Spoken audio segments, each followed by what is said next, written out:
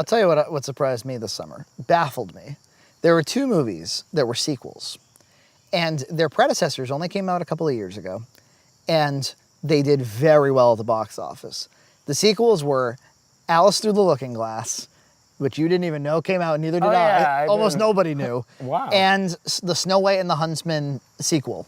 Snow White and the Huntsman was not a very good movie, but it made a lot of money.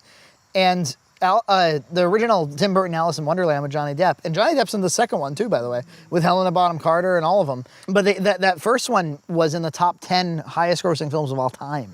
Alice in Wonderland 1 did very well. People came out. That was back when Johnny Depp still had some steam. Yeah. And this thing just went under the radar, and I think it cost $150, $160.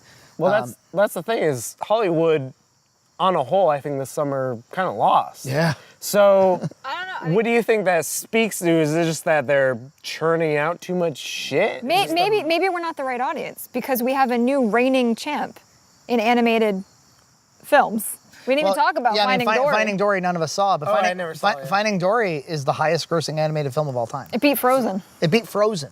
Frozen? I mean, Frozen being this cultural phenomenon. It had a great song. It sat in theaters for a year like Titanic. Yeah. It was the animated Titanic. But Finding Dory somehow came along and just beat it, a la Avatar. Finding Dory is the Avatar of animated films. But the point is that the 4 quadrant films, the ones that just hit every audience, those are the ones that seem to do big sweeps. Yeah. And which is weird because Deadpool did as well as it did.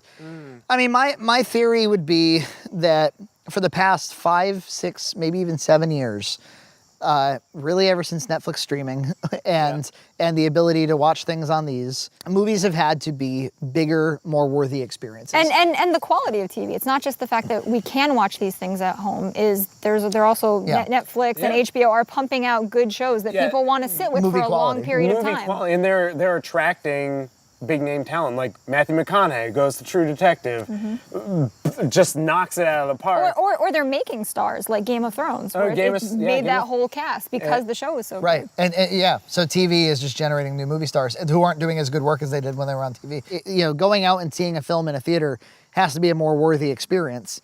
And so every week, especially during the summertime, a new tentpole comes out. And it's been going that way for a while.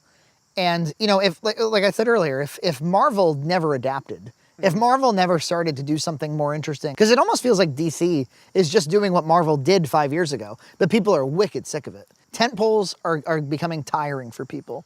And do you think people are getting savvier at all? Do you think Rotten Tomatoes and when I go to Comcast and I'm going to rent a movie, they put the Rotten Tomato score underneath the movie. It's so in the public eye whether something is worth seeing. Well, in movies, But then sometimes they turn on it. Then sometimes you get the Suicide Squad thing. That's true. Suicide Squad did do fairly well. When for 7 years straight, every movie is a paint by numbers movie, eventually the audience starts to go I don't really know if I love movies as much as I love something over here. And great movies come out in the meanwhile. The Guardians of the Galaxies do happen. We talked about all the horror movies that came in, flew under the radar, and then were great. Probably had a budget of nothing. But some of those movies will never really get seen by audiences. And if they had come out in 1999, they would have been Sixth Sense phenomena. And some of those movies, I wonder if they were a miniseries or if they were a television show. If 10 Cloverfield Lane was a television show that had 10 episodes to develop that, what would that have looked like? Yeah, well, and do you remember when, I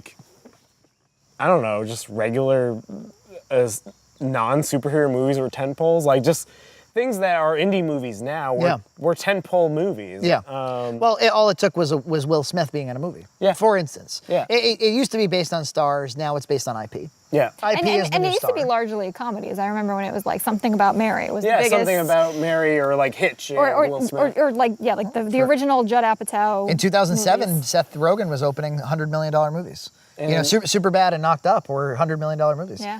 And now those kind of movies are kind of pushed out under the radar. Unless it's the 8th sequel to The Hangover. Yeah. Those movies fall between the very rare weekends where there's no tentpole.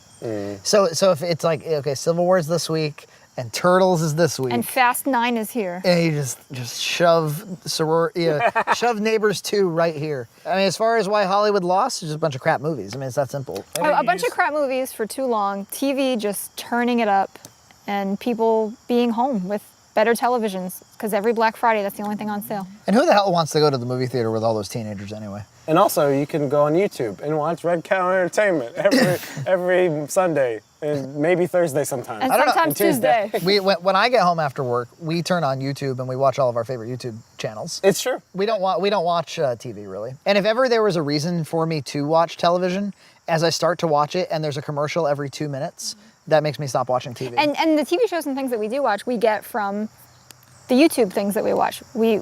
EJ talks about Stranger Things, and we decided we're going to go see Stranger Things. We kind of let our YouTube channels dictate our taste. Little reviews have become art as well, which is another big thing. You know, it's like independent internet art. A lot of it, in order to get any visibility, has to have mentioned something that got a lot of marketing. Yeah, and I would probably listen to Max Landis pitch me movies all day.